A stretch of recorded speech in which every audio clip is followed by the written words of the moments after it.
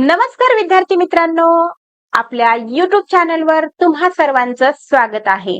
तर बघा विद्यार्थी मित्रांनो, बऱ्याच दिवसानंतर आज YouTubeला येणं झालं.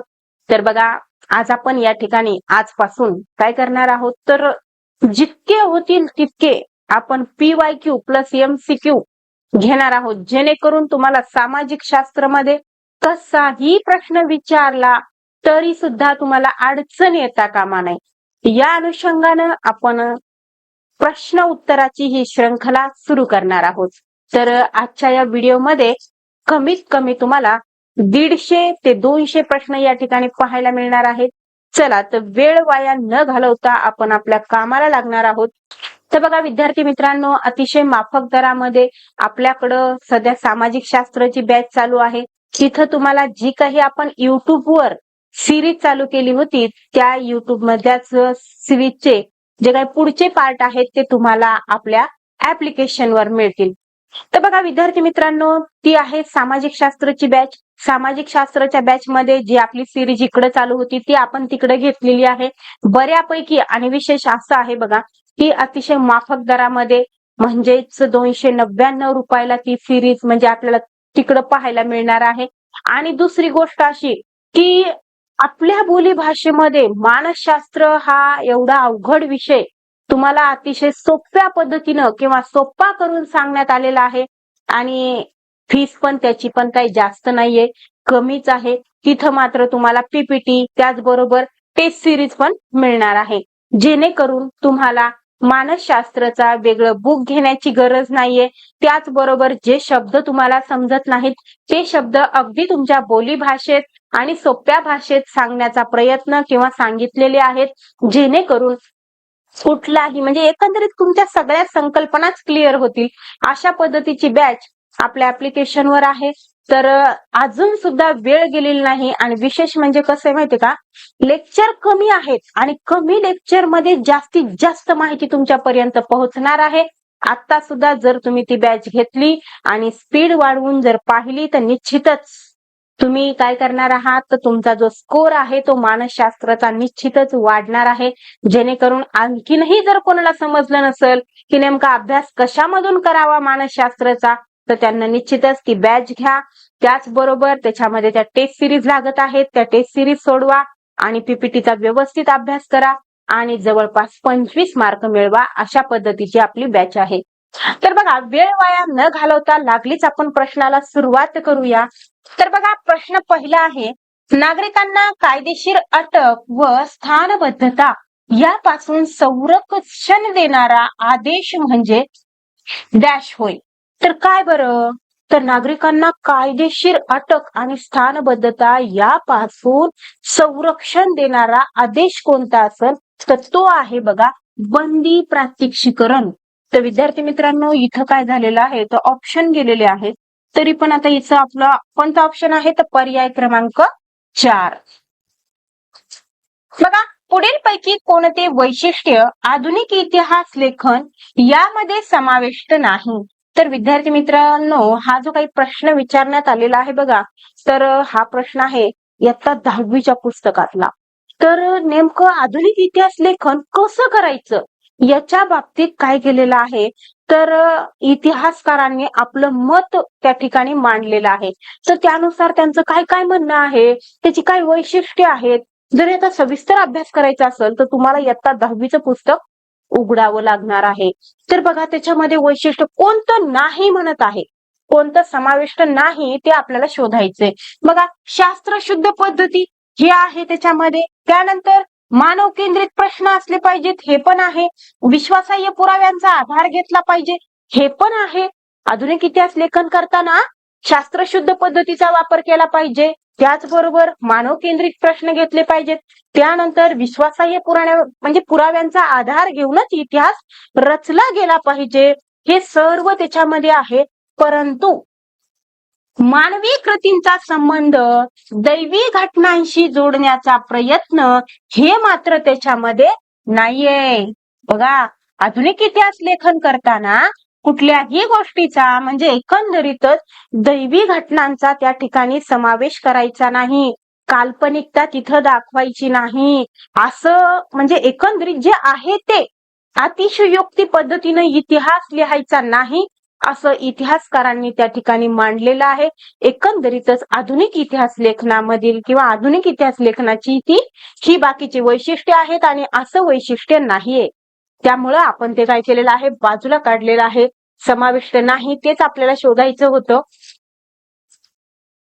बघा, दत्ताजी व जानकोजी शिंदे यांना उत्तरेत पाठवण्यात आले, कारण ज्यांना आपली सिरीज पाहिली त्याला नक्कीच याचं उत्तर लगेच आलं असेल, बरोबर की नाही? असा एक मिनिटही न जाता याचं उत्तर लागलीच येऊन गेलं असेल. तर याचं उत्तर काय आहे, तर पंजाबवरील पकड घट्ट करण्यासाठी आणि नजीब खानाचे पारिपत्य करण्यासाठी काय केलं होतं, तर दत्तोजी किंवा दत्ताजी आणि जानकोजी शिंदे यांना काय केलं होतं, तर उत्तरेत पाठवण्यात आलं होतं. तर बघा, प्रश्न आहे खालीलपैकी कोणता उद्योग स्थानमुक्त उद्योग नाही? आता कोणता नाही म्हणजे स्थानमुक्त उद्योग नाही ते विचारलंय. मग विद्यार्थी मित्रांनो, तुम्हाला स्थानमुक्त उद्योग नेमके काय असतात हे तुम्हाला माहित असलं पाहिजे. तेव्हाच तर तुम्ही स्थानमुक्त कोणता आहे आणि कोणता नाही ते शोधणार, बरोबर की नाही? तर मी तुम्हाला सांगते, आता हे कसं माहिती का, ही माहिती स्पष्ट पुस्तकात दिलेली नाही. हा प्रश्न म्हणजे एक प्रकारे उपयोजनात्मक प्रश्न आहे. त्याची म्हणजे कुठेही पुस्तकामध्ये अशी धडधड माहिती नाही, अशी लिस्ट नाही की हे स्थानमुक्त उद्योग आहेत आणि हे स्थानमुक्त उद्योग नाहीत, अशी लिस्ट तुम्हाला पाहायला मिळणार नाही. त्यामुळं काय करावं लागतंय, अशा प्रश्नांचा थोडा बारकाईने अभ्यास करावा लागतो. कुठेतरी एक मजकूर दिलेला असतो. तर बघा, आता जाऊ द्या, ते मजकूर तुम्ही नसन वाचला आणि आता तुम्हाला वाचायला बी वेळ नाही. मी सांगते तुम्हाला, स्थानमुक्त उद्योग म्हणजे असे उद्योग ज्याच्या की कच्च्या मालाचं वजन कमी असते. कच्चे माल काय असते, वजनानं कमी असतो. त्याचबरोबर त्याच्यापासून ज्या काही वस्तू तयार होणार आहेत त्या मौल्यवान असतात, म्हणजे खूप महागड्या असतात. आलं का लक्षात? तर त्या उद्योगांना काय म्हणतात, स्थानमुक्त उद्योग असं म्हणतात. जसं की उदाहरणार्थ बघा, हिरे तासणे आहे, त्याचबरोबर सॉफ्टवेअरच्या कंपन्या वगैरे असतात बघा, त्यानंतर इलेक्ट्रॉनिकच्या कंपन्या वगैरे असतात, म्हणजे इलेक्ट्रॉनिकच्या वस्तू वगैरे असतात की नाही बनवण्याच्या. तर या सगळ्या उद्योगांना काय म्हणतात, तर स्थानमुक्त उद्योग असं म्हणतात. चला मग आता ऑप्शन कडे जाऊया. आता ऑप्शन मध्ये काय दिले बघा, पहिल्यांदाच वस्त्र उद्योग. सांगा बरं, वस्त्र उद्योगाला म्हणजे जे काही कच्चा माल लागतो तो हलका असतो का? नाही ना, हलका नसतो, तो जडच असतो, खूप जास्त प्रमाणात लागतो. त्याचबरोबर खूप मौल्यवान असतात का वस्तू? जे काही वस्त्र आहे ते खूप मौल्यवान असतात का? नाही ना, अजिबात नाही ना. त्याच्यामुळं बघा, हे स्थानमुक्त उद्योग होऊ शकत नाही. म्हणजे आपलं हेच उत्तर आहे, बरोबर का? परंतु हिरे तासणे, याला कच्चा माल कसा लागतो, हलका असतो. परंतु या मौल्यवान वस्तू आहेत ना, घड्याळ तयार करणे, हे पण काय आहे, तर स्थानमुक्त उद्योग आहे, बरोबर. भ्रमणध्वनीचा संच निर्माण करणं, हे पण स्थानमुक्त उद्योग आहे. आलं का लक्षात? आता हे बघा, असेच प्रश्न विचारण्यात आलेले, फक्त ऑप्शन काय करतात, चेंज करून विचारत असतात.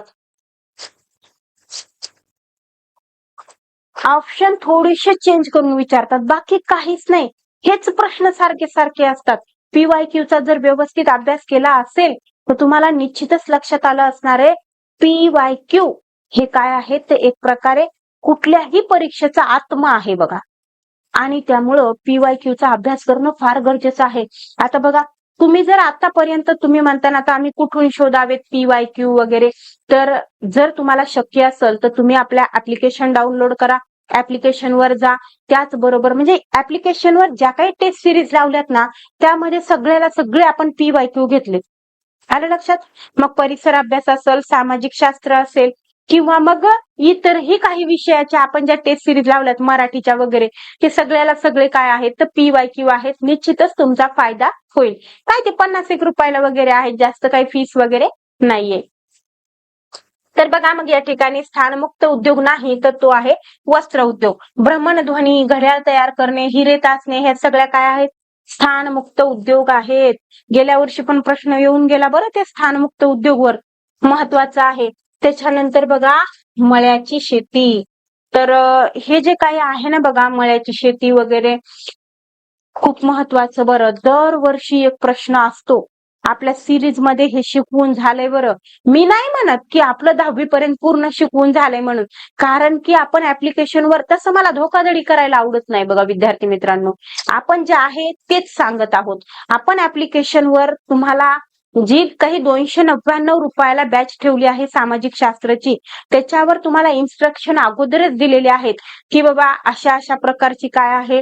तर म्हणजे एकंदरीत आम्ही होईल तेवढा प्रयत्न करू पूर्ण करण्याचा, परंतु होईलच असं काही सांगता येत नाही.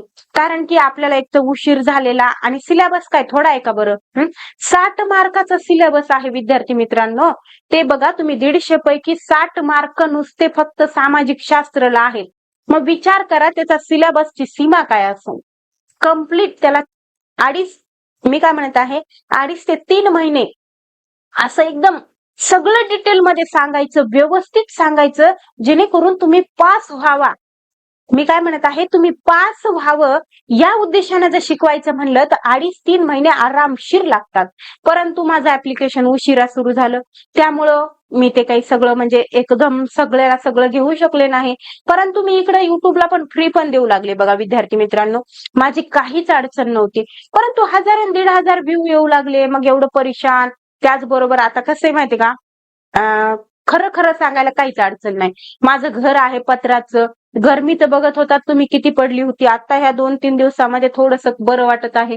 आणि एवढ्या गरमीमध्ये लेकरायला कुठं बसवावं, लेक्चर कुठं घ्यावं, आणि एवढी मरमर करून जर 1700 800 व्ह्यू येत असतील तर निश्चितच कोणाला बरं उल्हास येणार आहे सांगा मला. तर या कारणास्तव मग मी काय केलं, तर जे काही आपल्या ज्यांना खरंच विश्वास आहे आपल्यावर आणि आशांनी आले पण, माझी बॅच खरेदी केली पण, चांगला प्रतिसाद दिला, मग मी बाकीचे जे पार्ट आहेत पुढचे ते मग तिथंच टाकले. तर त्यामध्ये आपण ही मळ्याची शेती वगैरे घेतलेली आहे त्याच्यामध्ये व्यवस्थित. आणि दुसरी गोष्ट म्हणजे अशी ऍप्लिकेशनवर ते सागर तळ रचना वगैरे, ते ढगांचे प्रकार वगैरे, एवढं म्हणजे असं चित्ररूपामध्ये लावून एवढं छान शिकवलंय. खरोखरच असं ज्यांना कोणी बॅच घेतली असेल ते जर असतील तर त्यांना निश्चितच माहित आहे की आपण चित्ररूपाने किती व्यवस्थितरित्या ते ढगांचे प्रकार ते असे डोक्यात बसत नाही. ते वारे पण नुसते सैरा वैरा पळवतात माणसाला, पण आपण ते वारे सुद्धा व्यवस्थितरित्या त्या ठिकाणी घेतलेले आहेत. तर विद्यार्थी मित्रांनो, आणखीन सुद्धा वेळ गेली नाही, कारण तुम्ही त्या ठिकाणी वाचून कॉन्सेप्ट क्लिअर होणार नसतील तर तुम्ही निश्चितच काय करा, की आपली बॅच खरेदी करा आणि निश्चितच जे आपली पुढचे जे काही पार्ट आहेत ते बघून घ्या. आणि मी सांगत आहे ना, जे काही युट्यूबवर मी जी काही सिरीज चालू केली होती ना, निश्चितच त्याचा सर्वांनाच लाभ होणार आहे. ज्यांना बॅच घेतली नाही त्यांनाही होणार आहे, आणि ज्यांना बॅच घेतली त्यांना तर आणखीन जास्तच होणार आहे. तर चला मग या ठिकाणी मळ्याच्या शेतीची वैशिष्ट्ये विचारली, तर तुम्ही हे मळ्याच्या शेतीची वैशिष्ट्ये अजूनही जर वाचली नसतील तर वाचून घ्या. बागायती शेतीची, मळ्याच्या शेतीची वगैरे, त्याच्यावर प्रश्न एक नेहमी विचारला जातो बघा. मळ्याच्या शेतीची वैशिष्ट्ये स्पष्ट होणारा अचूक गट ओळखा. अचूक म्हणजे बरोबर गट आपल्याला ओळखायचा आहे. तर बघा, पहिलंच विधान काय दिलेलं आहे, डोंगर उतारावर अन्नधान्य उत्पादन नसलेली, म्हणजे इथं असे गहू, ज्वारी, बाजरी असे पिकं घेत नाहीत, तिथं नगदी पिकं घेतात. नगदी म्हणजे डायरेक्टली पैसा मिळवून देणारी पिकं. आलं लक्षात? तर अशी पिकं या ठिकाणी घेतल्या जातात. त्याचबरोबर तंत्रज्ञानाचा वापर कमी असतो, कारण डोंगर उतारावर म्हटल्यामुळं तिथं काय होतं, तर तंत्रज्ञान वापरता येत नाही. त्यांच्याकडे पैसे नसतात अशी कुठलीही अडचण नसते, तंत्रज्ञान वापरता येत नाही. त्यामुळं मनुष्यबळाच्या जोरावरच त्या ठिकाणी काय करावं लागते, शेती करावी लागते. आणि मग दुसऱ्या प्रकारामध्ये मात्र टोटल तंत्रज्ञानाचा वापर करतात. बघा, भांडवल गुंतवणूक मात्र मोठी असते. तर हेच आहे बघा मळ्याच्या शेतीची वैशिष्ट्ये अचूक सांगणारा पर्याय. आलं लक्षात? तर मग इथं बघा, हे बाकीचे जे काही ऑप्शन दिलेले आहेत ती चुकीची आहेत. पहिलंच ऑप्शन योग्य आहे. जाऊया पुढे. आता बघा, हिमालय हा डॅश पर्वत आहे. तुम्ही तर म्हणता किती सोपा प्रश्न आहे, परंतु टीईटीला काय सगळे अवघडच प्रश्न असतात काय? अजिबात नाही. मनातून तुम्ही काढून टाका. हिमालय हा काय आहे, वली पर्वत आहे. विद्यार्थी मित्रांनो, मी फक्त तुम्हाला शिकवणारच नाही, तर माझं कर्तव्य बनतंय की तुमचा आत्मविश्वास सुद्धा वाढला पाहिजे. हे बघा, दरवर्षी पेपर कसा असतो, काय असतो याचा सविस्तर अभ्यास केलाय मी. मी सांगते, जर तुमचा शालेय जीवनाचा पाया जर पक्का असेल ना, 65 मार्क तर कुणालाही पडतात. मी काय म्हणाले, 65 ते 70 मार्क कुणालाही पडतात, ज्याचा शालेय जीवनाचा पाया पक्का आहे. परंतु खरी मेहनत कुठं आहे, तर 70 पासून 90 पर्यंतची जी आहे ना, तिथं मात्र परिश्रम लागतात बघा. नाही तर बरेच जणाला काय वाटत असेल, गेल्या वर्षी मी सहज गेलो परीक्षेला आणि मला मार्क किती पडले, मला 64 मार्क आले, मला 67 मार्क आले, असं गर्वानं सांगतात. पण खरी मेहनत तिथं नाहीच ना लागत. तिथपर्यंतचे मार्क तर कोणीही घेतय ना. ते 60, 62, 64 असे लई जण असतील की बाबा मी डायरेक्ट परीक्षेला गेलो आणि मला एवढे मार्क आले. परंतु खरी मेहनत त्याच्या पुढं आहे. जे काही सर मॅडम म्हणत असतील ना की मी एवढे मार्क तर मी असेही घेतले, आता ह्या वर्षी तर मी लय अभ्यास केलाय आणि ह्या वर्षी तर माझं काही ताणच नाही म्हणून. हो, तुमचा ताण राहणारही नाही. तुम्ही म्हणजे त्याच्यातून काय व्हा, क्लिअरही व्हाल जर तुम्ही छान अभ्यास केला असेल तर. परंतु मी काय म्हणत आहे, हे 60, 65 किंवा मग 70 सुद्धा मार्क हे म्हणजे काही असं नाहीये की तुम्ही खूप तीर मारला म्हणून. एवढे मार्क की नाही, तुम्ही शालेय जीवनाचा तुमचा पाया जर पक्का असेल, तुम्ही शालेय जीवनामध्ये जर खरंच दांडी न मारता व्यवस्थित अभ्यास केला असेल, व्यवस्थित शाळेला गेला असाल ना, ते एवढे मार्क तुम्हाला पडतात. आता खरी मेहनत कशी आहे माहितीये का, 2 जरी विषय तुम्ही क्लिअर केले ना, एक म्हणजे कोणता माहितीये का, सामाजिक शास्त्र, दुसरा म्हणजे मानसशास्त्र. मानसशास्त्राला तुम्ही काय करा, 20+ घ्या. एकंदरीत 22 मार्क आले तुम्हाला मानसशास्त्राला. मला अतिशयोक्ती सांगू वाटत नाही, असं कुणाला म्हणून वाटत नाही की हा तुम्ही माझी बॅच घ्या आणि तुम्हाला 30 पैकी 30 पडतील, तुम्हाला 28 पडतील, 27 पडतील. मी असं कधीच म्हणणार नाही. कारण की मानसशास्त्राचा पेपर मी स्वतः डोळ्यानं बघते ना दरवर्षी कसा असते तर. जेव्हा जेव्हा पेपर झाले तेव्हा तेव्हा मानसशास्त्रामध्ये असे 2-3 प्रश्न येतात की ते कुठल्याच पुस्तकातून म्हणजे कुठल्या पुस्तकातून आले तेच कळत नाही. आणि आता तर ह्या वर्षी जास्तीत जास्त उपयोजनात्मक प्रश्न येण्याची शक्यता आहे. ज्या धर्तीवर सीटीईटी होते त्याच धर्तीवर टीईटी होण्याचा एक प्रकारे काय आहे तर अनुमान लावला जात आहे. आणि ही भीतीचं वगैरे कारण नाही बरं विद्यार्थी मित्रांनो. जर समजा सीटीईटीच्या धर्तीवर टीईटी होत असेल ना, तर उलट आनंदाची बातमी आहे. ज्यानं अभ्यास केला का त्यांच्यासाठी आनंदाची बातमी आहे. कारण की सीटीईटीचाच रिझल्ट जास्त लागतो कधी पण. आलं का लक्षात. इथं उलट टीईटी मध्ये कसं राहतं माहितीये का, ज्ञानावर भर दिला जातो, स्मरणावर भर दिला जातो. परंतु तिथं मात्र तसं नाही, उपयोजनात्मक प्रश्न असतात. तिथं तुम्हाला काय समजलंय हे तिथं विचारलं जातं. त्यामुळे जर तुम्ही समजून उमजून अभ्यास करत असाल तर निश्चितच तशा पद्धतीचा जर समजा आपलं राहिलं, एकंदरीत जर समजा आपलं जे काही परीक्षा परिषदेनं ठरवलं सीटीईटीच्या धर्तीवर घेण्याचं, तर निश्चितच आपल्यासाठी गुड लक राहणार आहे. आणि कितीही उपयोजनात्मक प्रश्न विचारू द्या, तुम्ही त्याला नक्कीच तोंड देणार आहात. कारण की तुम्ही जर अभ्यास केला असेल तर. तर विद्यार्थी मित्रांनो, या ठिकाणी बघा, हा जो काही प्रश्न आहे तुम्हाला वाटेल एवढे सोपे प्रश्न सुद्धा असतात टीईटीला. आणि तुम्ही दरवर्षी पाहिजे. आता तुम्हाला सांगते, पीवायक्यूचाच प्रश्न आहे, सगळ्यात मोठा महासागर कोणता? कोणाला माहित नाही सांगा मला. पॅसिफिक महासागर. सगळ्याला माहिती सगळ्यात मोठा महासागर आहे म्हणून. तर तुम्ही म्हणतात की बाबा असे प्रश्न असतात का? हे पीवायक्यूचाच प्रश्न आहे, आपल्या घरचा प्रश्न नाहीये तो पण. आता बघा, पंचायत राज व्यवस्था निर्माण करण्याचा प्रमुख उद्देश कोणता आहे? काय उद्देश होता बरं पंचायत राज निर्माण करण्याचा? पंचायत राज म्हणलं तर आलं ना तुमच्या लक्षात. पंचायत राज व्यवस्थेमध्ये ग्रामपंचायत खालच्या पातळीवर असते, नंतर तालुका पातळीवर पंचायत समिती असते, जिल्हा पातळीवर जिल्हा परिषद असते. मी किती व्यवस्थितरित्या समजून सांगितलं बरं. आणि दुसरी गोष्ट म्हणजे अशी, हे बघा, कोणी मला काही म्हणू, परंतु मला आता लांब कशाला, आमचे सर काय आता इथं नाहीत काय नाही तुम्हाला सांगते. सर सुद्धा मला म्हणले की ते तुझे जे काही सिरीज आहे की नाही, ते तू आधी टाकलेले 6वी पासून 8वी पर्यंतचे इतिहासाचे भूगोलाचे व्हिडिओ ते काढून टाक. पण मी म्हणलं नको, म्हणलं तशी म्हणजे बेईमानी होईल, बरोबर आहे की नाही. तुम्हाला आधी मी तिथं देताच तिथं म्हणजे तुम्ही येऊन पाहणार तर काय बघणार तर काय, तिथं व्हिडिओच नाहीत, वाईट वाटते की नाही माणसाला. त्याच्यामुळं जितक्यांना घेतली आपली बॅच तितक्याने घेतली म्हणलं, परंतु मी तिथले व्हिडिओ डिलीट करणार नाही. तर मी ना व्हिडिओ मध्ये व्यवस्थितरित्या पंचायत राज समजून सांगितले बघा. अजूनही जर तुम्ही पाहिलं नसेल, आणि तुम्हाला सांगते, ज्या पद्धतीनं ऍप्लिकेशनवर बॅच घेतल्यावर पार्ट म्हणजे ह्याचा पार्ट शिकवणं झाला की दुसरा धडा येतो, त्या पद्धतीनं एवढं व्यवस्थित दिलेलं असताना सुद्धा विद्यार्थी मित्रांनो, त्या व्हिडिओला जर 5,000 10,000 व्ह्यू येत नसतील तर निश्चितच कोणाला तरी उल्हास येईल का बरं, मला सांगा तुम्ही. याच कारणास्तव मी ती सिरीज बंद केली. नाही तर मला काहीच अडचण नव्हती कोणाला असं फ्री दे. ज्ञानदान तर उलट चांगली गोष्ट आहे ना, आहे की नाही बरं. त्याच्यामध्ये कुठलाही स्वार्थ वगैरे नाही. मग तुम्हीच घ्यायला तयार नसेल तर मी तरी कसं देणार बरं. तर तुम्ही जर नसेल पाहिला व्हिडिओ तर ते जाऊन पहा, पूर्ण चॅप्टर घेतलाय आपण, असं काहीच सोडलं नाही बघा. मग पंचायत राज व्यवस्था निर्माण करण्यामागचा प्रमुख उद्देश काय होता, तर बघा पहिल्यांदाच पहिलंच विधान काय दिलेलं आहे किंवा पर्याय दिलाय, राज्य कारभारात लोकांचा सहभाग वाढावा व ग्रामीण भागाचा विकास व्हावा, हाच काय आहे तर मुख्य उद्देश होता बघा. पर्याय क्रमांक 1 हेच आपलं उत्तर आहे. त्याच्यानंतर काय म्हणतं हे, राज्याच्या कारभारात सुसूत्रता यावी असं काही नव्हतं.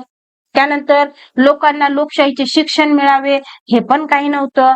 मार्गदर्शन तत्वांचा योग्य बघा, मार्गदर्शन तत्वांची योग्य ती कार्यवाही व्हावी हे पण काही नव्हतं. हे आपलं योग्य आहे. राज्य कारभारात लोकांचा सहभाग वाढावा आणि ग्रामीण भागांचा काय व्हावा तर विकास व्हावा, या कारणास्तव ग्रामपंचायत, पंचायत समिती आणि जिल्हा परिषद याची स्थापना करण्यात आली, म्हणजे पंचायत राज निर्माण करण्यात आलं. त्यानंतर बघा, पूर्वी ब्रिटिश सरकारच्या उत्पादनाचे साधन कोणते होते, तर हे पण प्रश्न आपण घेतलेला आहे बरं विद्यार्थी मित्रांनो. मी तुम्हाला हे पण सांगितलं की शेतसारा हेच काय होतं तर पूर्वी ब्रिटिश सरकारचं काय होतं तर उत्पादनाचं साधन होतं. ट्विन टावर हे जगप्रसिद्ध इमारत पाहण्यासाठी पर्यटक डॅश येथे जातात. कुठं जातात, कुठं जातात ते तर क्वालालंपूरला जातात. त्यानंतर बघा, कात डॅश या वृक्षापासून बनवतात, तर कात जे आहे की नाही ते खैर या वनस्पतीपासून बनवतात. कोणत्या किंवा वृक्षापासून बनवतात, खैर. बऱ्याच वेळेस प्रश्न आलेला आहे बरं. तर बघा, हा एक प्रश्न नेहमी विचारला जातो, नेहमी विचारला जातो, म्हणजे एकंदरीत वय विचारलं जातं. तर कुणाकुणाचं वय विचारतात मी इथं सगळंच तुम्हाला डिटेलमध्ये सांगणार आहे बघा. राष्ट्रपती पदासाठी निवडणूक लढवणाऱ्या व्यक्तीने वयाची डॅश वर्ष पूर्ण केलेली असावी. राष्ट्रपतीसाठी म्हणत आहे मी, तर राष्ट्रपतीसाठी वयाची किती वर्ष तर 35 वर्ष पूर्ण करावी लागतात. कशासाठी, राष्ट्रपती होण्यासाठी किंवा राष्ट्रपतीची निवडणूक लढवण्यासाठी वयाची 35 वर्ष पूर्ण करावी लागतात. तर राज्यसभेची जर निवडणूक लढवायची असेल, मी काय म्हणत आहे, राज्यसभेची जर निवडणूक लढवायची असेल तर वयाची 30 वर्ष पूर्ण करावी लागतात, राज्यसभा. आणि लोकसभेची जर निवडणूक लढवायची असेल तर वयाची 25 वर्ष पूर्ण करावी लागतात, लोकसभा. त्यानंतर जी काही पंचायत राज आहे की नाही, पंचायत राज, मग त्याच्यात ग्रामपंचायत असेल किंवा मग पंचायत समिती असेल, तर या ठिकाणी निवडून येण्यासाठी वयाची 21 वर्ष पूर्ण करावी लागतात. याला काय म्हणूया मग, पंचायत राज म्हणूया. पंचायत राजची निवडणूक लढवण्यासाठी वयाची 21 वर्ष पूर्ण करावी लागतात. तर अशा पद्धतीने इथं मग आपलं उत्तर काय आहे, इथं तर राष्ट्रपती व्हायचंय, राष्ट्रपतीला 35 वर्ष पूर्ण करावी लागतात. बघा, कायदे मंडळ, कार्यकारी मंडळ, न्याय मंडळ ही शासन व्यवस्थेची क्षेत्रे स्वतंत्र हवीत. समाजात स्वातंत्र्य, समता, जीवित व वित्ताची हमी निर्माण होईल, हा सत्ता विभाजनाचा सिद्धांत आहे. कशाचा आहे, सत्ता विभाजनाचा सिद्धांत आहे. बघा इथं मला काय झालं तर बोलत बोलत काय झालं, मी उत्तरही सांगून दिलं. तर हे जे सांगितलेलं आहे की नाही, तर हा कशाचा सिद्धांत आहे तर सत्ता विभाजनाचा सिद्धांत आहे. आणि इथं सत्ता विभाजनाचा सिद्धांत विचारला, बरोबर की नाही. तर पीवायक्यू मध्येच याच्या आधी सत्ता विभाजनाचा सिद्धांत कोणाचा आहे असाही प्रश्न येऊन गेलेला आहे. तर मग सत्ता विभाजनाचा सिद्धांत कोणाचा, तर मॉन्टेस्क्यू यांचा आहे. कोणाचा, मॉन्टेस्क्यू यांचा आहे. चला जाऊया मग पुढं. आता बघा, पनामा या कालव्यास डॅशचे प्रवेशद्वार असे म्हणतात. कशाचे प्रवेशद्वार म्हणतात तर अटलांटिक महासागराचं प्रवेशद्वार असं म्हणतात. आणि माहितीये का, अटलांटिक महासागर आणि पॅसिफिक महासागर यांना सुद्धा जोडतो बरं हा पनामा कालवा. लक्षात ठेवा, परीक्षेत येऊन गेलेलं आहे ते पण. बघा, गुरु शिखर हे डॅश पर्वतातील उंच शिखर आहे. तर गुरु शिखर हे अरवली पर्वतातील सर्वात उंच शिखर आहे. बघा, उंच शिखर आहे कुठलं? अरवली पर्वतातील.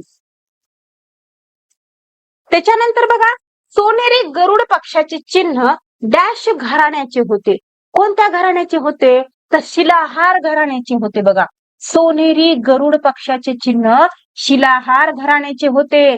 तर बऱ्याच वेळेस ही घराण्याची चिन्ह पण विचारलेली आहेत बरं, कोणत्या घराण्याचं कोणतं चिन्ह आहे ते. आता बघा, तोरणा किल्ला कोणत्या खोऱ्यात आहे? सगळ्यांना माहित झाले की कानद खोऱ्यामध्ये काय आहे? तर तोरणा किल्ला आहे. हे बघा, कानद. तुम्हाला वाटायला नको की मॅडम टाइमपास करायलाच म्हणून आपण इथं प्रश्न उत्तर एकदम व्यवस्थितरित्या, आणि अजूनही वेळ गेली नाही. जर तुम्हाला डिटेल पाहिजे असेल तर आपले जे काही युट्यूबवर व्हिडिओ आहेत, पूर्णच्या पूर्ण धड्याचे लेक्चर आहेत ते पहा.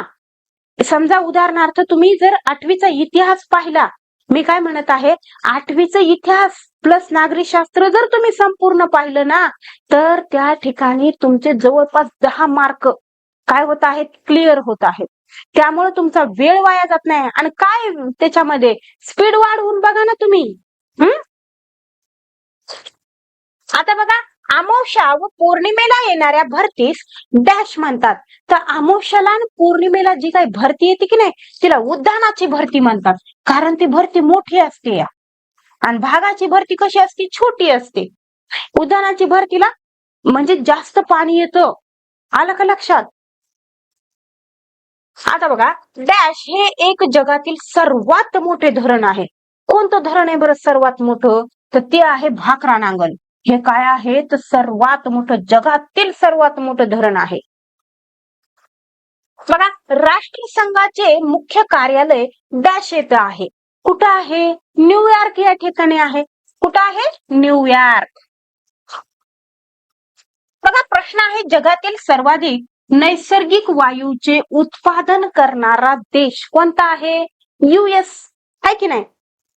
म्हणजेच संयुक्त राष्ट्र अमेरिका. माहिती तुम्हाला अमेरिका? तर अमेरिकेमध्ये सर्वात जास्त काय केलं जातं? तर नैसर्गिक वायूचं उत्पादन करणारा हा देश आहे. बघा, खत निर्मितीसाठी उपयोगी पडणारा फॉस्फेट कुठे आढळतो हा? तर हा आढळतो ललितपूरला. हे बघा, ऑप्शन क्रमांक 1 ललितपूर. बघा, कर्ब 14 हे माहितीये का? हे प्रश्न कुठून आलाय माहित आहे का तुम्हाला? परिसर अभ्यास 5वीच त्याच्यामध्ये हे आलं काय लक्षात? बघा, कर्ब 14 कालमापन पद्धती डॅश या शास्त्रज्ञाने शोधून काढली. तर विलियर्ड लिबी यांना शोधून काढली. मी सांगताना शिकवताना काय केलेलं आहे, असे माहित आहे का तुम्हाला, हे बॉक्स जास्त फोकस करून घेतलेत. परीक्षेत पण असंच करत असते विद्यार्थी मित्रांनो. तर ह्याचं उत्तर आहे विलियर्ड लिबी. बघा, घाना, केनिया या डॅश वसाहती आहेत. तुम्हाला माहितीये का? घाना, केनिया या ब्रिटिश वसाहती आहेत किंवा ब्रिटिशांच्या वसाहती आहेत. आता बघा, मराठी विश्वकोशाचे पहिले संपादक डॅश होते. कोण होते? तर तर्कतीर्थ लक्ष्मण शास्त्री जोशी हे काय होते? तर मराठी विश्वकोशाचे पहिले संपादक होते. म्हणजेच पर्याय क्रमांक 2 हे काय आहे? उत्तर आहे. त्यानंतर बघा, नकाशावरील समुच्च रेषा जवळ असल्यास जमिनीचा उतार कसा असतो? कसा असतो? तर तीव्र असतो. बघा, उदाहरणार्थ हे काय आहे? डोंगर आहे. बरोबर. तुम्हाला पर्वत आणि पठार याच्या मधला अंतर माहितीये का तुम्हाला? तर मी तुम्हाला सांगते, हे बघा, ज्याला की नाही असं एक प्रकारे वर असं एक निमुळत टोक असते की नाही, त्याला म्हणतात बघा पर्वत. काय म्हणतात त्याला? पर्वत म्हणतात. आणि ज्याला काय असते असं सपाट असते बघा, एकंदरीतच काय असते, तर वरचा भाग हा काय असतो? सपाट असतो. त्याला पठार असं म्हणतात. काय म्हणतात? पठार म्हणतात.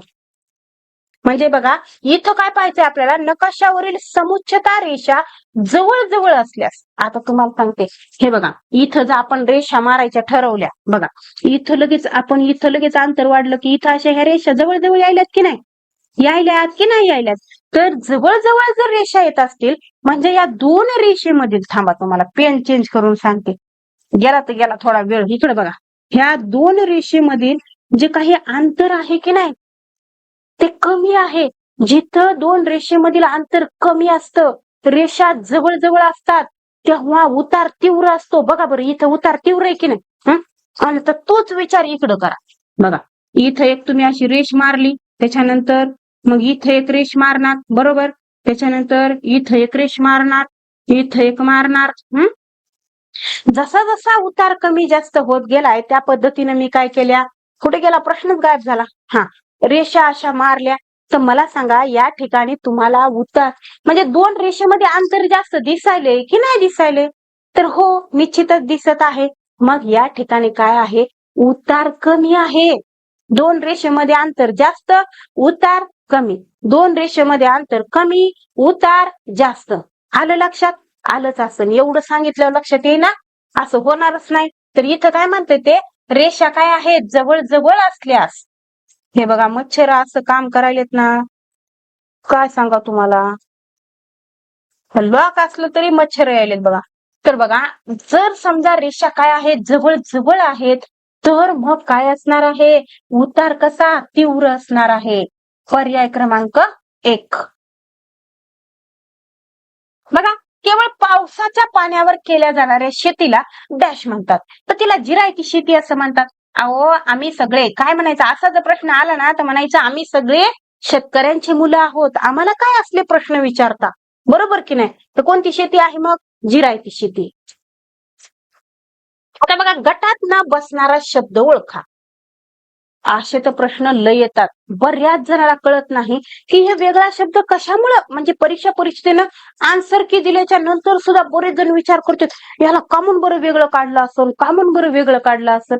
हे बघा, तुम्हाला सांगते, तुम्हाला काय करायचंय, 28 राज्य आणि 8 केंद्रशासित प्रदेश पाठच करून टाकायचे.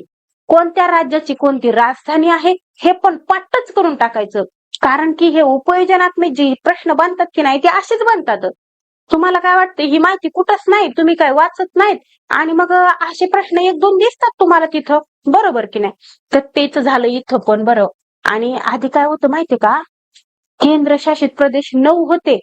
पुस्तकात आपल्या आजही 9च लिहिलेले आहेत, कारण की आपले 10 वर्षापासून झालं पुस्तकच बदलले नाहीत ना, त्यामुळं. परंतु आता केंद्रशासित प्रदेश किती आहेत, तर 8च आहेत. बघा, दादर नगर हवेली आणि दमण आणि दीव ह्या सगळ्यांचं मिळून काय केलेलं आहे, एकच केंद्रशासित प्रदेश काय केलेला आहे. त्यामुळं त्या ठिकाणी एक केंद्रशासित प्रदेश कमी झाला, 9 होते ते 8 झाले. आहे की नाही महत्वाची माहिती, तर लक्षात ठेवा. आता बघा, कसं आहे माहिती का, शिक्षक हा काय आहे, ज्ञानाचा झरा आहे. म्हणून तिथं तुम्हाला असं म्हणता येणार नाही पुस्तकात माहिती अशी दिली म्हणून. मग आता एवढं समजा सगळं काय आहे, तर तंत्रज्ञानाचं युग चालू आहे. आज तिकडं काहीतरी घडलं जगात, जगाच्या पाठीवर कुठेही काही घडलं तर तुम्हाला इथं माहित व्हायला लागले. आणि तुमच्या भारत देशामध्ये किती राज्य आहेत आणि किती केंद्रशासित प्रदेश आहेत ते तुम्हाला माहित नसणार आहे का. त्याच्यानं परीक्षा परिषद विचारू शकते हा प्रश्न. म्हणजे किती जागृत आहेत आमचे शिक्षक हे त्यांना तपासायचं आहे, तर विचारू शकतात. तर मी तुम्हाला सांगितलं. आता इथं आपल्याला गटात न बसणारा शब्द ओळखायचा आहे. हे बघा, दिल्ली काय आहे, केंद्रशासित प्रदेश आहे. लक्षद्वीप केंद्रशासित प्रदेश आहे. त्याच्यानंतर चंदीगड केंद्रशासित प्रदेश आहे. परंतु हरियाणा हे काय आहे, राज्य आहे ना हो. हरियाणा काय आहे, राज्य आहे. मग निश्चितच जर 3 केंद्रशासित प्रदेश असतील आणि एक राज्य असेल, तर मग मला सांगा, हे राज्य म्हणजे हरियाणा हे वेगळा शब्द आहे की नाही. पर्याय क्रमांक 4 योग्य उत्तर आहे. बघा, रासपुतीन हा डॅश महंत होता, तर कुठला होता हा, तर हा होता बघा सर्बियन. रासपुतीन हा सर्बियन महंत होता. त्यानंतर बघा, पुढील पैकी कोणती जोडी ही फ्रेंच विचारवंतांची नाही. आता कोणती जोडी आहे, की जी काय नाही फ्रेंच विचारवंतांची नाही. मग तुम्हाला हे फ्रेंच विचारवंत सुद्धा माहिती पाहिजेत. हे मॉन्टेग्यू, व्हॉल्टेर वगैरे वगैरे तुम्हाला सगळे 10वीच्या पुस्तकात मिळतील. इकडं तिकडं तुम्हाला ते सापडणारच नाहीत. रुसो पण आहे तिथं, दांते फिनते सगळे आहेत तिथं. जाणते नाही बरं, दांते म्हटलं मी. तर हे सगळे तुम्हाला कुठे भेटतील? अरे खाली आहे. तर हे सगळे तुम्हाला कुठे भेटतील? तर 10वीच्या पुस्तकात. 10वीचं पुस्तक मी काय म्हणत आहे, इयत्ता 10वी इतिहास आणि भूगोल, तर याचं दोन्हीचं मिळून कमीत कमी 10 ते 12 मार्क तुम्हाला त्या ठिकाणी परीक्षेत विचारतात म्हणजे विचारतात. ज्यांना की काय केले माहितीये का, आतापर्यंत 8वी 7वी पर्यंतच पुस्तकं वाचलेत आणि असं वाटतंय त्यांना की मी काय करत नाहीये, मी 30 क्रॉस करत नाही, मी 30 क्रॉस करत नाही. त्यांच्यासाठी कळकळीची विनंती. काय विनंती आहे? थांबा 1 मिनिट. हा किती राहायचंय? लय मट राहिले. तर कुठलेही जे काही इतिहासकार असतील, शास्त्रज्ञ असतील, ते दिल्याच्या नंतर ते फ्रेंच आहेत, ते इटालियन आहेत, ते अमेरिकेचे आहेत असं लिहिलेलं असतं. आपल्याला वाटतं काय तेवढं महत्वाचं आहे म्हणून आपण त्याच्याकडे दुर्लक्ष करतो. पण परीक्षेमध्ये त्यांचं नाव विचारतच नाही. त्यांचं नाव तेच छापून देतात आणि विचारतात की हा फलाना फलाना शास्त्रज्ञ कुठला आहे म्हणून. आता परीक्षेत म्हणजे प्रश्न काढणारे लोक पण आता हुशार झालेत. बरोबर आहे, आता विषयच नाही राहिला. बघा, तर आपल्याला या ठिकाणी फ्रेंच विचारवंतांची म्हणजे विचारवंत नाही अशी जोडी आपल्याला शोधायची आहे. तुम्हाला एक सांगते मी, व्हॉल्टेर हे काय आहे तर फ्रेंच विचारवंत आहे. मॉन्टेस्क्यू हा पण काय आहे? फ्रेंच विचारवंत आहे. रुसो हा पण काय आहे? फ्रेंच विचारवंत आहे. तर बघा, मग इथं व्हॉल्टेर आहे, इथं व्हॉल्टेर आहे, हे तर गेलंच. मॉन्टेस्क्यू इथं आहे, इथं आहे. यानं सत्ता विभाजनाचा सिद्धांत मांडला बघा. म्हणजे या ठिकाणी हे पण काय आहे? फ्रेंच विचारवंत, हे फ्रेंच विचारवंत, हे फ्रेंच विचारवंत. परंतु हे मॅझिनी आणि कादूर हे काय आहेत? ते इटालियन आहेत. इटालियन विचारवंत आहेत. आलं काय लक्षात तुमच्या? तर मग जे नाहीत ते म्हणल्यामुळं ऑप्शन क्रमांक 2 हे आपलं उत्तर आहे. बघा, अंटार्क्टिका खंडातील सर्वोच्च शिखर कोणतं आहे म्हण? कोणतं आहे मग? आणि तुम्हाला सांगू का, अंटार्क्टिका खंड हे एक असा खंड आहे की त्या ठिकाणी मनुष्य वस्ती नाहीये. खंड तर आहे परंतु तिथं माणसं नाहीत. आलं का लक्षात? मनुष्य वस्ती नसलेला, मी तर म्हणेन मग सजीवच नसतील ना. बरं, असतीलही काही सजीव जे की त्या परिस्थितीत राहू शकत असतील अशी, परंतु माणूस तर नाही बघा तिथं. लक्षात ठेवा बरं, एवढं विचारला जाऊ शकतो. उपयोजनात्मक प्रश्न आहे तो. आता इथं आपल्याला काय विचारले बघा, ते अंटार्क्टिका खंडातील सर्वोच्च शिखर कोणतं शिखर आहे? तर ते आहे बघा विन्सन मॅसिफ. तर हे काय आहे? अंटार्क्टिका खंडातील सर्वोच्च शिखर आहे. बरं, आहे तर आहे, एवढं लक्षात असू द्या की अंटार्क्टिका खंडावर मनुष्य वस्ती नाही. आता बघा, अंबाला हे शास्त्रीय उपकरणाची निर्मिती करणारे शहर असल्याने त्यास डॅश शहर म्हणतात. कोणतं शहर म्हणतात त्यास? तर विज्ञान शहर असं म्हणतात. पर्याय क्रमांक 4. बघा, भारताने 1969 मध्ये पहिला अग्निबाण डॅश येथून सोडला. कुठून सोडला माहिती का तुम्हाला? थोंबा या ठिकाणाहून सोडला. पर्याय क्रमांक 3. त्यानंतर बघा, पश्चिम पॅसिफिक महासागरातील सर्वात खोल गर्ता कालच आपण शिकवला बघा. सगळ्यात खोल गर्ता कोणता आहे? मरियाना गर्ता. कोणता? इथंच लिहिलंय ना, इथं दुसरीकडे कशाला लिहू का? इथं मरियाना गर्ता. आणि किती आहे ते? तर 11,034 मीटर खोल आहे. कोणत्या सागरात आहे? पॅसिफिक महासागरात. आणि पॅसिफिक हा सगळ्यात मोठा महासागर आहे, हे पण लक्षात असू द्या. पर्याय क्रमांक 2 हे आपलं उत्तर आहे. त्यानंतर बघा, अफगाणिस्तानातून आलेले पठाण म्हणजे कोण होते? तर रोहिले होते बघा. पर्याय क्रमांक 1. बघा, खालीलपैकी चुकीची जोडी ओळखा. आपल्याला कशी पाहिजे? चुकीची जोडी ओळखायची आहे. तर इथं काही काय केलेले आहेत की संस्था दिलेल्या आहेत आणि त्या कोणी स्थापन केल्यात त्यांची नावं पण दिलेली आहेत. आलं काय लक्षात? बघा, पहिला पर्याय दिलाय सार्वजनिक सभा. तर ग वा जोशी, तर हे बरोबर आहे, त्यांना स्थापन केलेली आहे. त्याच्यानंतर East India Association, Dadabhai Naoroji, अगदी बरोबर आहे. त्याच्यानंतर भारत सेवक समाज, हे तर सर्वांना माहिती आहे, गोपाळ कृष्ण गोखले. आणि त्यानंतर सोशल सर्व्हिस लीग, न्यायमूर्ती रानडे यांना स्थापन केली का? तर नाही. कोणी स्थापन केली मग? तर ती केली आहे बघा नारायण जोशी यांना. कोणी केली? नारायण जोशी. त्यामुळे या ठिकाणी चुकीची जोडी ही आहे. इजिप्तमधील साई पर्वतरांगेत डॅश सर्वात उंच शिखर आहे. तर इजिप्तमधील पर्वतरांगेत सर्वात उंच शिखर बघा ते आहे माउंट कॅटरीन. कोणतं आहे? माउंट कॅटरीन. त्यानंतर बघा भारताच्या आग्नेय दिशेस असणारे शेजारील राष्ट्र. आता हे तर सगळ्याला माहितीये, आपला असा भारत देश आहे बघा, आणि या साईडला काय आहे? काय आहे इथं? श्रीलंका आहे, बरोबर आहे की नाही? तर हे आग्नेय दिशेला आहे. आलं लक्षात? तर कोणता देश आहे बघा शेजारील देश? ते आहे श्रीलंका. कोणता आहे? श्रीलंका. महाराष्ट्राचा राज्य पक्षी कोणता? हेही सगळ्याला माहिती असेल, हरियाल, जे की हिरवे कबूतर आहे बघा, बरोबर की नाही? महाराष्ट्राचा राज्य पक्षी. तर बघा प्रश्न आहे, इसवी सन 1215 मध्ये इंग्लंडच्या राजाला राजाच्या हक्कावरील काही मर्यादांचा स्वीकार करावा लागला. हा करार डॅश या नावाने प्रसिद्ध आहे. तर काय नाव आहे त्या कराराचं? सगळ्यांना माहिती असेल, तो करार आहे बघा मॅग्ना कार्टा. कोणता आहे? Magna carta. म्हणजे राजावर पण काही बंधन या मॅग्ना कार्टा कराराने घालण्यात आले. बघा पुढील पैकी चुकीची जोडी कोणती? तर या ठिकाणी पण तुम्हाला काय करायचं आहे? चुकीची जोडी शोधायची आहे. कसं आहे माहितीये का? आता हे मिझोराम एक काय आहे? राज्य आहे, आणि त्या राज्याला स्वतंत्र मिळून म्हणजे स्वतंत्र राज्य घोषित करण्यासाठी काय करण्यात आलं?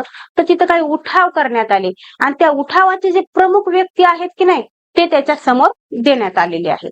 आलं लक्षात? तर अशा पद्धतीनं आपल्याला काय करायचं आहे? तर चुकीची जोडी या ठिकाणी शोधायची आहे. तर बघा मिझोराम लाल गेंडा हे बरोबर आहे. नागालँड, त्याच्याबरोबर नागालँडची जोडी कोणासोबत लावली? अंगामी झापू फिजो, तर हे पण योग्य आहे. त्याच्यानंतर आसाम प्रफुल्ल कुमार महंतो, हे पण बरोबर आहे. परंतु अरुणाचल प्रदेश इथं मात्र संत हरिचरण सिंग लुंगवार हे मात्र चुकीचं आहे. तर हे तुम्हाला दिसत आहेत की पंजाब मधलं व्यक्तिमत्व आहे, बरोबर की नाही? तर यांची जी काही जोडी लावलेली आहे ती काय आहे? चुकीची आहे. आपल्याला चुकीची जोडी पाहिजे, तर या ठिकाणी पर्याय क्रमांक 4 हे योग्य उत्तर आहे. बघा नागरिक म्हणून आपण भाषण किंवा अभिव्यक्ती करू शकतो, शांततापूर्वक एकत्र येऊन सभा घेऊ शकतो, संस्था संघटना स्थापन करू शकतो. हे डॅशचे उदाहरण आहे. ते कशाचं उदाहरण आहे? स्वातंत्र्याचा हक्क, बरोबर की नाही? स्वातंत्र्याच्या हक्कानं आपण हे सगळे कामं करू शकतो, बरोबर. त्यानंतर बघा खालीलपैकी कोणती जोडी चुकीची आहे? आता आपल्याला डबल चुकीची जोडी इथं ओळखायला सांगितलेली आहे. बघा तापमान मोजण्यासाठी समताप रेषा वापरतात, हे बरोबर आहे. हवेचा दाब मोजण्यासाठी समभार रेषा वापरतात, बरोबर आहे. समुद्र सपाटीपासूनची उंची मोजण्यासाठी समुच्चता दर्शक रेषा हे वापरतात, ते अगदी बरोबर आहे. परंतु समुद्राची क्षारता ही समगाह रेषा यानं मोजतात का? तर नाही, हे चुकीचं आहे. असं मी तर म्हणेन की हे काही एककच नाही बघा कशाचं. चुकीचं आहे. म्हणून पर्याय क्रमांक 3. बघा भारतातील समाज सुधारक व त्यांनी स्थापन केलेल्या संस्था या संदर्भातील चुकीची जोडी ओळखा. आपल्याला चुकीची जोडी ओळखायला सांगितली, आणि जवळजवळ तुम्हाला सर्वांना या जोड्या तर माहीतच असतील, बरोबर की नाही? ब्राह्मो समाजाची स्थापना राजा राममोहन राय यांनी केली. परमहंस सभा दादोबा पांडुरंग तडखरकरांचीच आहे. त्याच्यानंतर शारदा आश्रम पंडिता रमाबाई यांचाच आहे. परंतु रामकृष्ण मिशनची स्थापना कुणी केली? कुणी केली? तर स्वामी विवेकानंदांनी केली. इथं काय दिलंय? स्वामी दयानंद सरस्वती. हे बघा, हे स्वामी दयानंद सरस्वती आणि स्वामी विवेकानंद लय जमलिंग करतात. परंतु लक्षात ठेवायचं, हे जे काही रामकृष्ण होते की नाही ते स्वामी विवेकानंदांचे गुरु होते, आणि त्यांना आपल्या संस्थेला किंवा जे काही त्यांनी मिशन स्थापन केलं होतं त्याला काय केलं होतं, त्यांच्या गुरुचंच नाव दिलं होतं. एवढं आपण लक्षात ठेवायचं. आणि इथंच जमलिंग होते, इथंच आपले मार्क जातात. बरोबर. तर ही आहे बघा चुकीची जोडी. रामकृष्ण मिशनची स्थापना कोणी केली? तर स्वामी विवेकानंदांनी केली. आता बघा खाली काही विधान दिले त्या अभ्यासामध्ये. तर पहिलं विधान इथं काय दिले विधान, की हे संविधान इसवी सन 1789 मध्ये अंमलात आले. बर, पुढं काय म्हणतात, की या विधानात केवळ 7 कलमांचा समावेश, 7 कलमांचा समावेश आहे असं म्हणलं की लगेच लक्षात ठेवायचं की हे संविधान कोणाचं आहे? अमेरिकेचं. त्याचबरोबर हे इसवी सन वगैरे तुम्ही जर पुस्तक वाचलं असेल तर निश्चितच तुम्ही पहिल्या 2 ओळीत काय केलं असेल, उत्तर काढलं असेल. हे संविधान लिखित स्वरूपाचे आहे. तर हे जे काही विधान दिलेत की नाही, तर वरील विधाने कोणत्या देशाच्या संविधानाच्या संदर्भात आहेत असा आपल्याला प्रश्न विचारलाय. तर हे वरचे सगळेच्या सगळे विधान अमेरिकेच्या संविधानाच्या संदर्भात आहेत. बघा रांची हे पर्यटन शहर कोणत्या राज्यात आहे? ते झारखंड मध्ये आहे. तुम्हाला म्हणलं की नाही मी, ते तसं विचारत नाही म्हणजे की ह्या राज्याची राजधानी कोणती आहे किंवा जे काही प्रमुख शहर आहेत ते कोणत्या राज्यात येतात वगैरे, पण असे प्रश्न विचारतात. बघा लोकसंख्येचे वितरण काही प्रदेशात दाट असते, कारण बघा याच्याविषयी मी बोललेली आहे, म्हणजे लेक्चर आपलं झालेलं आहे त्याच्यावर, की लोकसंख्या तिथंच लोक जातात राहतात ज्या ठिकाणी वातावरण चांगलं असेल, जमीन शेतीयोग्य किंवा सखोल जमीन असेल, अशाच ठिकाणी लोक राहतात. सगळ्या गोष्टीचा विचार करूनच लोक वस्ती करत असतात. तर इथं काय म्हटलंय बघा, बघा लोकसंख्येचे वितरण काही प्रदेशात दाट असते. याचं काय कारण आहे? तर हेच कारण आहे ते की शेती व उद्योगधंद्यांचा विकास अधिक असतो. काय असतो? शेती आणि उद्योगधंद्यांचा विकास जिथं जास्त तिथं लोकसंख्या जास्त किंवा लोकसंख्येचं वितरण जास्त असतं. पर्याय क्रमांक 3. मग आता मैदानी प्रदेश असं तर काय होणार नाही. त्याचबरोबर शासकीय दृष्ट्या अशा प्रदेशाला महत्व अधिक असते. शासकीय दृष्ट्या कोणत्याही प्रदेशाला महत्व जास्त असेल आणि तिथं जर काय नसेल, शेती योग्य जमीन नसेल, हाताला काम मिळण्यासाठी आजूबाजूला उद्योग नसतील, तर लोक तिथं कशाला राहतील?